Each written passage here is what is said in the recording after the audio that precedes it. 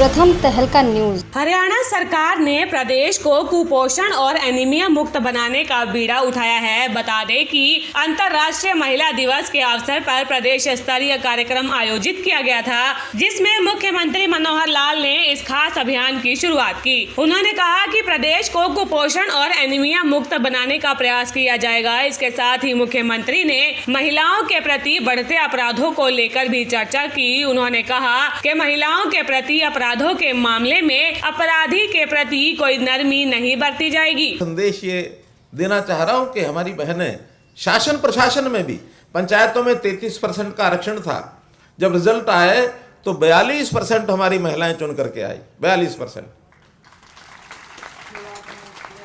अब एक मांग आई कि हैं तो हम 50%, तो फिर 42 तक क्यों? हमने वो प्रावधान भी कर दिया कि इस बार जो नए नियम बनाएंगे 50% भागीदारी सुनिश्चित करेंगे। तो ये सब काम इसलिए हम कर रहे हैं कि हमारी माताएं बहनें, इनका मान सम्मान, आदर, भागीदारी सब बढ़े, एक विश्वास। क्योंकि मां के प्रति, मां भगवान से कम नहीं होती, सृजन करती है ना। मनुष्य का निर्माण या तो भगवान करता है या फिर महिला करती है, कम काम नहीं है। जीवन का निर्माण व्यक्ति का ये महिलाओं के ही भरोसे होता है। वो मां के भरोसे भी है, दादी के भरोसे भी है, पत्नी के भरोसे भी है, बेटियां भी कई बार अपने परिवार को आगे संभाल के ले जाती हैं। मैं तो कम से कम, मेरा अनुभव है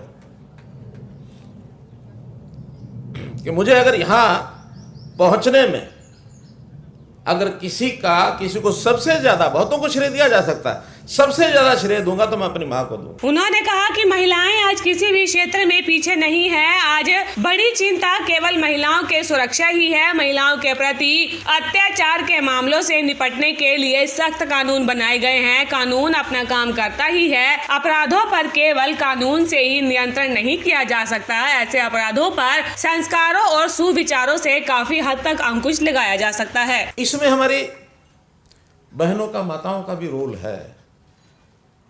उस रोल को लगातार, जो एक नया अभियान 2015 में हम लोगों ने लिया, वो भी एक बहुत भयंकर बीमारी हरियाणा के साथ जुड़ी हुई थी कि हरियाणा बेटियों को मारने वाला प्रदेश ये माना जाता था। अब उसको बेटी बचाओ बेटी पढ़ाओ के अभियान के अंतर्गत प्रधानमंत्री जी ने आह्वान किया था पानीपत में 22 जनवरी 2015 को। उसके बाद बहुत काम चाहे प्रशासन ने किया है, अलग अलग विभागों ने किया है, सामाजिक संस्थाओं ने किया है, महिलाएं भी बढ़ चढ़ करके आगे आई हैं और मैं आभारी हूं उन महिलाओं का।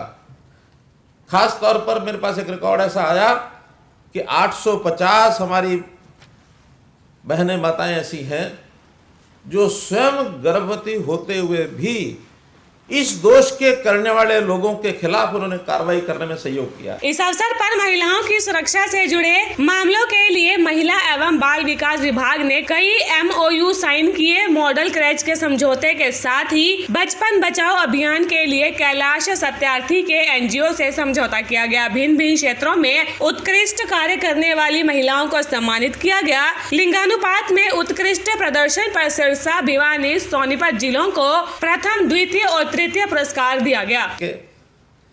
या तो दंडात्मक होते हैं, कानून बनता है, हमने भी बनाए हैं।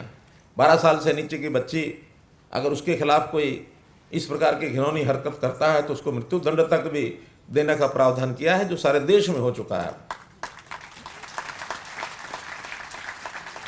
अन्य अपराध भी कड़े अपराध हैं, यानी उन अपराधों के प्रति कड़े दंड हैं, लेकिन मेरा दूसरा मानना है कानून और दंड से इस प्रकार की समस्याएं, बुराइयां, ये कई बार हल नहीं होती हैं।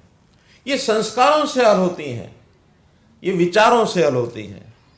तो हमारे विचार और संस्कार हम इस प्रदेश में, चाहे वो शिक्षा के माध्यम से, चाहे हमारे सामाजिक, धार्मिक, सांस्कृतिक ऐसे संगठन हैं उनके माध्यम से, NGOs के माध्यम से, प्रशासन के माध्यम से भी इन सब चीज़ों को ठीक करने के लिए आगे बढ़ेंगे तो निश्चित रूप से मैं मानता हूं कि ये दोष, ये बीमारी, ये बुराई आगे चल करके कम होगी। इस अवसर पर हरियाणा में अनाथ बच्चों के संरक्षण और आश्रय देने के लिए बड़ा कदम उठाते हुए मुख्यमंत्री मनोहर लाल ने हरिहर योजना की शुरुआत की। अंतर्राष्ट्रीय महिला दिवस के अवसर पर इस योजना का विवरण साझा करते हुए मुख्यमंत्री ने बताया कि अनाथ बच्चों को 18 वर्ष की आयु तक राज्य के अनाथालयों में आश्रय दिया जाएगा और उसके बाद राज्य सरकार आगे की शिक्षा के लिए वित्तीय सहायता प्रदान करेगी। प्रथम तहलका के लिए चंडीगढ़ से ब्यूरो रिपोर्ट।